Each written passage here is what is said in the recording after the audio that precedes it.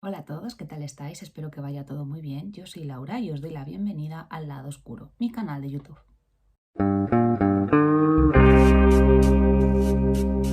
Ya estamos metidos de lleno en el mes de noviembre, en el último mes del año, y como ya sabréis muchos de vosotros, a finales de este mes, concretamente el día 27, se celebra el segundo aniversario del fallecimiento de una de las mejores escritoras españolas de los últimos tiempos, como es Almudena Grandes. Como ya sabéis los que me seguís por redes desde hace tiempo, la descubrí en el confinamiento con Inés y la Alegría, que es el primer episodio de Una guerra interminable, esa serie de libros en los que habla concretamente de la guerra civil y el periodo de posguerra. Y bueno, pues desde entonces he seguido leyéndola porque es una autora que me fascina. No me he leído toda su obra, pero sí ya llevo bastantes novelas leídas. Entonces, para intentar hacer una especie de homenaje desde el lado oscuro, voy a hablar concretamente este mes en el canal en dos vídeos diferentes sobre las novelas que tiene ella escritas fuera de los episodios, y haré otro vídeo el día 27 con motivo del aniversario de su fallecimiento, en el que voy a hablar precisamente de los episodios porque creo que es la parte de su obra más característica de esta autora. Entonces hoy voy a hablar de las novelas que me he leído de ellas, que ya os digo que no son todas, que se salen de los episodios de Una guerra interminable. El orden que voy a seguir es el orden cronológico de publicación, pero no es el orden que yo he seguido a la hora de leerlas. Las he ido, como eran independientes, las he ido leyendo un poco pues según me ha ido encajando. Pero como os digo, las voy a ir desgranando en función del orden de su publicación. Todas las novelas de Almudena se publican bajo el sello de Tusquets, y la primera que escribe se publica en 1989, que es Las edades de Lulú. En esta ocasión yo tengo la edición de bolsillo, como veis es bastante finita, tiene unas 288 páginas, y la verdad es que tuvo muy buena crítica y se la englobó dentro de novela erótica. Pero, ¿qué queréis que os diga? Para mí de novela erótica no tiene nada. De hecho, más bien se podría titular como la historia de una serie de abusos, concretamente sexuales, porque bueno, lo que narra en dos partes concretas de esta novela son escenas muy fuertes, como os digo, relacionadas con el sexo, porque ¿qué nos encontramos?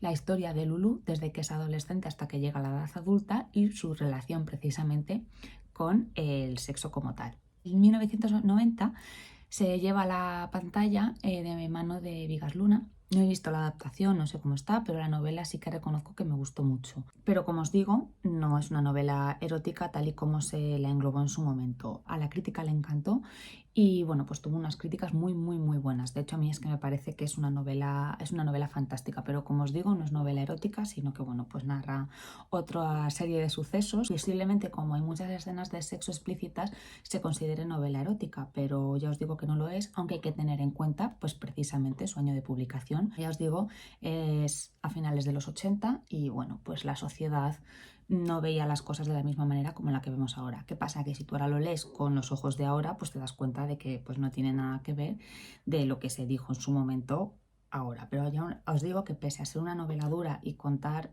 pues unos episodios bastante desagradables, es muy buena novela, a mí me gustó mucho. La siguiente novela la publica 2 años después, en 1991, y es Te llamaré viernes.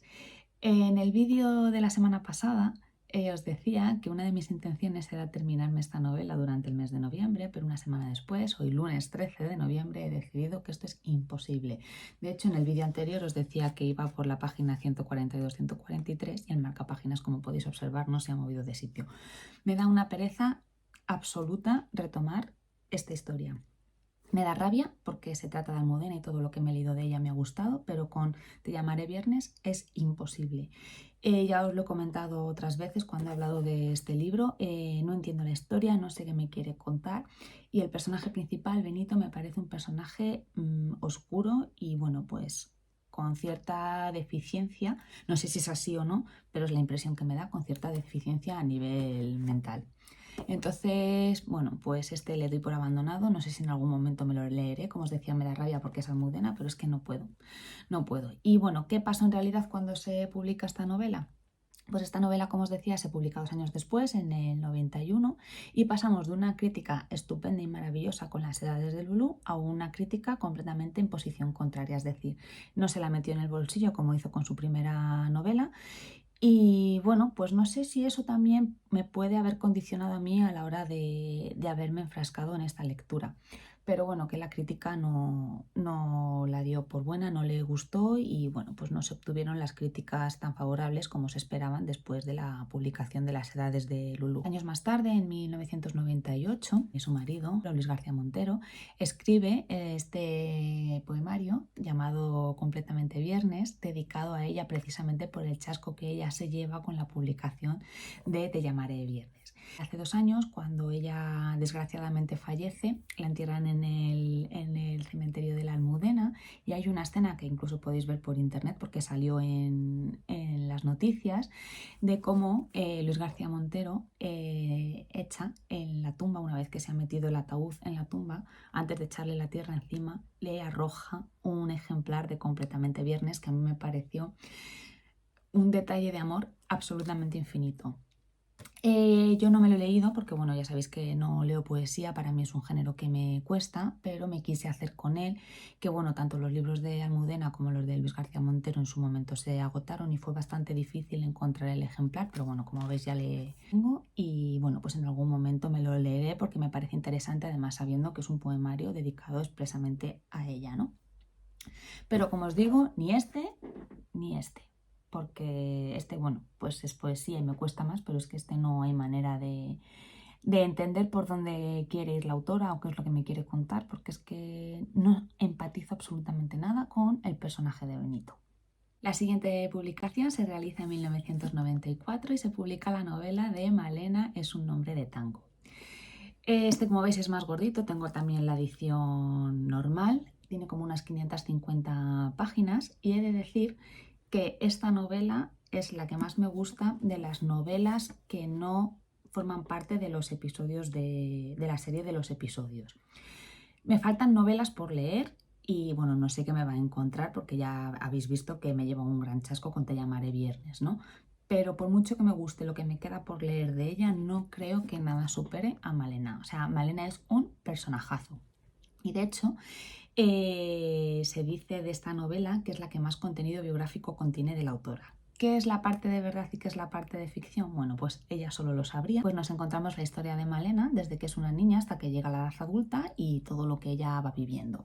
Hay una parte que me gustó mucho, que es cuando Malena tiene ya aproximadamente unos 20 años o así, que coincide con los años 80 en Madrid, pues ya sabéis, la movida madrileña y bueno, pues la verdad es que está muy bien ambientada, está muy bien escrita y de verdad que es que Malena es un personaje fantástico porque sobre todo a mí me dio la sensación de ser muy realista. Puede ser que vaya ligado a lo que os decía antes, que haya mucho contenido biográfico de la propia autora. En 1996, es decir, 2 años después de su publicación, Gerardo Herrero hace la adaptación. Lo que pasa que igual que me pasaba con Las Edades de Lulú, no la he visto. De todo lo que se ha adaptado de Almudena Grandes, película o a serie, solamente he visto la de Los pacientes del Dr. García, que bueno, ya adelanto que me gustó mucho, pero hablaré de ella en el siguiente vídeo. Me da miedo verlas porque son novelas que me han gustado tanto que me da miedo que la adaptación pues al final pase lo de siempre, que no está muy bien adaptada porque se saltan cosas, sobre todo cosas importantes de la trama y me chafe un poco la novela que yo he leído previamente. ¿Qué me pasa con los pacientes del Dr. García? Bueno, pues que los pacientes del Dr. García dentro de los episodios fue el que menos me gustó. Entonces me llevé una grata sorpresa porque me pasó al revés. Me pareció que la adaptación estaba muy bien hecha y me gustó. Pero bueno, como os decía, ya hablaré de eso en el próximo vídeo. De momento, como os decía, pues Malena, súper recomendable. Y pues eso, que posiblemente las novelas que me quedan por leer de Almudena no superen a Malena porque es la que más me gusta con diferencia de todo lo que se sale de los episodios. La siguiente novela que me leo de Almudena Grandes se publica en 2002, Los aires difíciles, y entre Malena y Los aires difíciles hay una publicación de una novela y de un libro de relatos, pero no me los he leído, ya hablaré de ellos al final del vídeo. Esta es la primera novela que me leo de Almudena que se sale de los episodios y me la leo por la recomendación de una compañera de trabajo que ya había leído algún episodio, pero se había leído esta novela y le encantó. Entonces se terminó el curso y ese verano en la librería de donde yo suelo ir de vacaciones, dando una vuelta me lo encontré. Y bueno, ves que es la edición de bolsillo y tiene casi 600 páginas, que como veis ya esto empieza a tener un grosor considerable. Y bueno, pues como os digo, me la leí porque me la recomendó mi compañera y me encantó. Me encantó porque las dos historias que plantea la autora de los dos personajes, el femenino y el masculino, que luego se van entrelazando en Cádiz, porque esta historia sucede en el presente en Cádiz. Me gustó muchísimo porque crea unas tramas, pero que aunque pueden parecer por las cosas que ocurren un poco rocambolescas, en realidad a mí me parece que las tramas que plantea son bastante realistas, dentro de que algún hecho pueda salirse un poco a lo mejor porque lo vemos descabellado. Los personajes muy bien construidos y hay una parte en la que se habla del pasado de la protagonista, de la protagonista femenina, que me recuerda, no sé por qué, a diferentes partes de Papel y Tinta, que es un libro que sucede en Madrid en la época de la Guerra Civil y posguerra, de, bueno, pues, de una protagonista que se llama Elisa, que aprovecho aquí a recomendar porque la verdad es que es muy buena lectura. Y pues tiene partes que yo no sé si es porque se va también a esa época y demás, me recuerda a ella. Pero bueno, como os digo, fue un gran descubrimiento y me lo leí por la recomendación de esta compañera y me encantó. ¿Qué pasa? Que después de esta, no sé si exactamente justo después, me leí Malena y me gustó más. Esta me encantó, pero es que ya os decía antes que Malena va a ser insuperable. Posteriormente a Los aires difíciles, la autora publica una novela que son Los castillos de cartón en 2004 y un libro de relatos que se titula Estaciones de paso en 2005, que no los he leído, como os decía también os hablaré de ellos más tarde. Y entonces a continuación, en el año 2007, publica El corazón helado. Pues es un libro de 919 páginas, ya como veis aquí ya el grosor es bastante importante. Y bueno, se considera una novela independiente, pero a su vez también se considera el episodio cero de la serie de los episodios de Una guerra interminable. ¿Qué nos encontramos en El corazón helado? Bueno, pues nos encontramos la historia de Álvaro y Raquel, que se encuentran en un presente, pero se va desarrollando qué ocurre en el pasado en cada una de las genealogías, la de Raquel por un lado y la de Álvaro por otro, y cómo esas genealogías a lo largo de la historia se conectan. Y por qué y qué ocurre para que esto suceda. Es una historia, pues eso, que ya tiene la estructura que tienen luego posteriormente los episodios, y la verdad es que es una historia tan completa, tan compleja, tan bien escrita, te cuenta tanto que se remonta a periodos de guerra y posguerra, habla también periodos de las familias cuando tienen que emigrar fuera de España. Bueno, la verdad es que es una maravilla, creo que es una de las mejores novelas que ha escrito la autora. Lo que pasa que, bueno, personalmente de las novelas independientes me sigue gustando más Malena, como os decía. Se publica en el 2007 y en el año siguiente, en 2008, obtiene el premio José Manuel Lara por el reconocimiento a esta gran obra, como os digo, que por supuesto es más que recomendable. Los episodios, que ya os digo que hablaré de ellos más adelante, se pueden leer de forma independiente, pero se recomiendan leerlos en orden. Si tenéis intención de leer los episodios porque todavía no los habéis leído, empezad por El corazón helado, que como ya os digo es novela independiente, pero os sirve de base para todo lo que va a venir después en la serie. Yo no lo leí porque de hecho, como os he dicho ya varias veces y os decía al principio del vídeo, yo empecé a leer a la autora con Inés y la alegría, entonces yo empecé directamente con el episodio 1.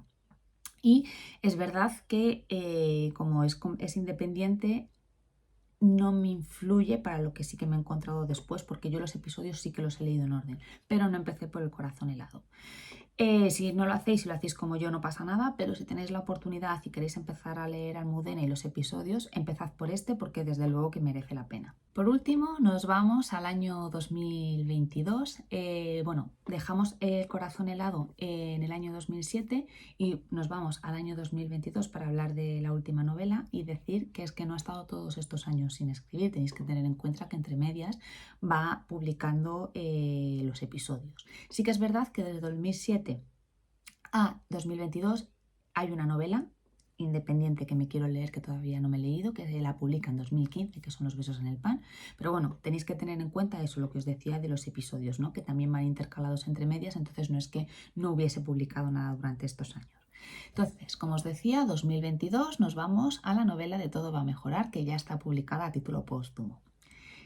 Y bueno, ¿qué nos encontramos aquí? Bueno, pues lo que nos encontramos aquí es que es una historia casi de 500 páginas, como veis. Me gustó, pero me sorprendió mucho porque lo que propone aquí la autora es una distopía. Yo no soy lectora de distopías porque son novelas que me ponen generalmente muy nerviosa. ¿Y esta lo hizo? Pues también, porque además en esta historia de aquí nos vamos a encontrar, desgraciadamente, algo que hemos pasado de manera reciente, como fue la pandemia del COVID. Entonces, nunca especifica que se trata del COVID, pero sí, por lo que cuenta, sabes perfectamente que se trata de ello. ¿Qué es lo que hace además de contar situaciones? Bueno, pues con los diferentes personajes se ayuda para contar cómo este tipo de sucesos pueden tener un origen político y bueno, pues cómo se puede llegar de alguna manera a controlar la población. Entonces te pones a leerlo, tú estás viendo que lo acabas de pasar, porque como os digo, está en 2022. De hecho, todavía habíamos pasado el confinamiento y demás, pero seguíamos en estado de pandemia. Y bueno, pues la verdad es que pone los pelos de punta. Pone los pelos de punta. Me gustó, sí, pero también es verdad que no es de las novelas que más me ha gustado de Almudena. Pero es muy recomendable y sobre todo, bueno, pues si queréis leer algo, lo primero bien escrito y lo segundo muy de actualidad, es una buena opción de lectura. Este libro no estaba terminando cuando ella falleció y bueno, pues yo leí en su momento que su marido había sido el que lo había terminado. Y nada, como os digo, si os gustan las distopías, es muy buena distopía. Yo lo que pasa es que prefiero otro tipo de lecturas y, como os digo, no es de los libros que más me ha gustado de Almudena, pero está muy bien.